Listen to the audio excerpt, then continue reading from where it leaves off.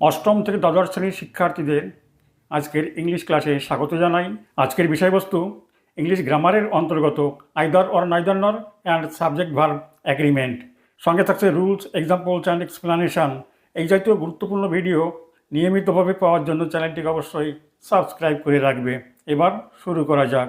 English grammar either or neither নর and subject verb agreement. Either or neither নর এবং subject verb agreement সম্পর্কিত নিয়মাবলী।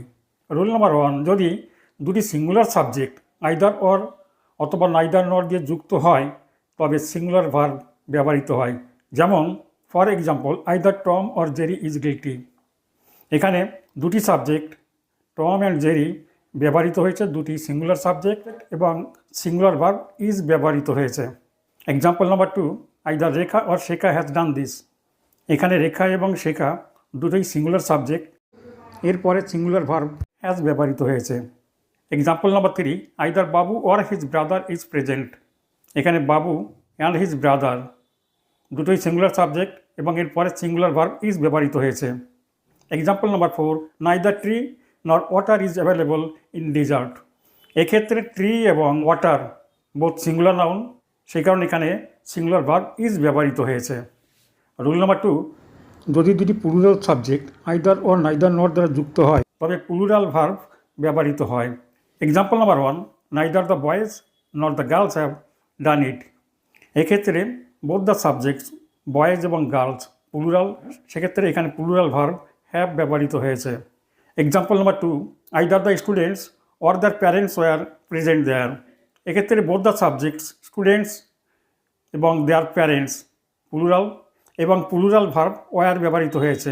রুল নাম্বার 3, আইদার ওয়ার অথবা neither নর দিয়ে যুক্ত দুটি সাবজেক্টের একটি যদি সিঙ্গুলার হয় এবং অপরটি যদি প্লুরাল হয় তবে প্লুরাল সাবজেক্টটি পরে অর্থাৎ ভার্বের কাছে বসে এবং ভার্ব প্লুরাল হয়।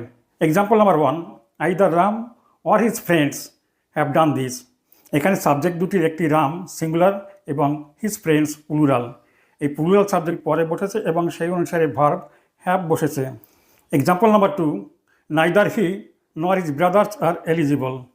এখানে দুটি সাবজেক্ট হি সিঙ্গুলার এবং হিজ ব্রাদার্স প্লুরাল এবং সেক্ষেত্রে প্লুরাল ভার্ব আর বসেছে। এক্সাম্পল 3, নাইদার দ্য ম্যান নর হিজ ব্রাদার্স আর ডিসঅনেস্ট। প্রথম সাবজেক্টটি দি ম্যান সিঙ্গুলার এবং দ্বিতীয় সাবজেক্টটি হিজ ব্রাদার্স প্লুরাল এবং প্লুরাল ভার্ব আর ব্যবহৃত হয়েছে। Next example number 4, either you or your brothers are guilty. এখানে আইদার অর দিয়ে দুটি সাবজেক্ট যুক্ত হয়েছে, প্রথমটি ইউ সিঙ্গুলার অর্থে ব্যবহৃত হয়েছে এবং দ্বিতীয়টি ইউর ব্রাদার্স প্লুরাল সাবজেক্ট এবং এরপরে প্লুরাল ভার্ব আর ব্যবহৃত হয়েছে। রুল নাম্বার 4, যদি আইদার ওয়ার অথবা নাইদার নর দিয়ে যুক্ত সাবজেক্ট দুটি দু রকমের পার্সন হয় তবে ভার্বের কাছের সাবজেক্ট অনুযায়ী ভার্ব বসবে। Example number 1, either he or I am to go.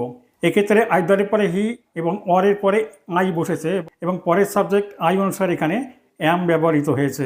Example number 2, neither you nor Ramesh has done well in the examination. এক্ষেত্রে নাইদারের পরে সেকেন্ড পারসন ইউ ব্যবহৃত হয়েছে এবং নরের পরে থার্ড পারসন রমেশ ব্যবহৃত হয়েছে এবং যেহেতু থার্ড পারসন পরে ব্যবহৃত হয়েছে সেই অনুসারে ভার্ব হ্যাজ ব্যবহৃত হয়েছে। Example number 3, either Rabi or you have done it. এক্ষেত্রে আইদারের পরে Rabi third person singular number এবং অরের পরে সেকেন্ড পারসন ইউ ব্যবহৃত হয়েছে এবং সেকেন্ড পারসন ইউ অনুসারে আর এখানে হ্যাভ ব্যবহৃত হয়েছে। আজ এই পর্যন্ত। পরীক্ষায় তোমাদের সকলের কাঙ্ক্ষিত সাফল্য কামনা করে আজকের ভিডিও শেষ করছি। Have a nice day.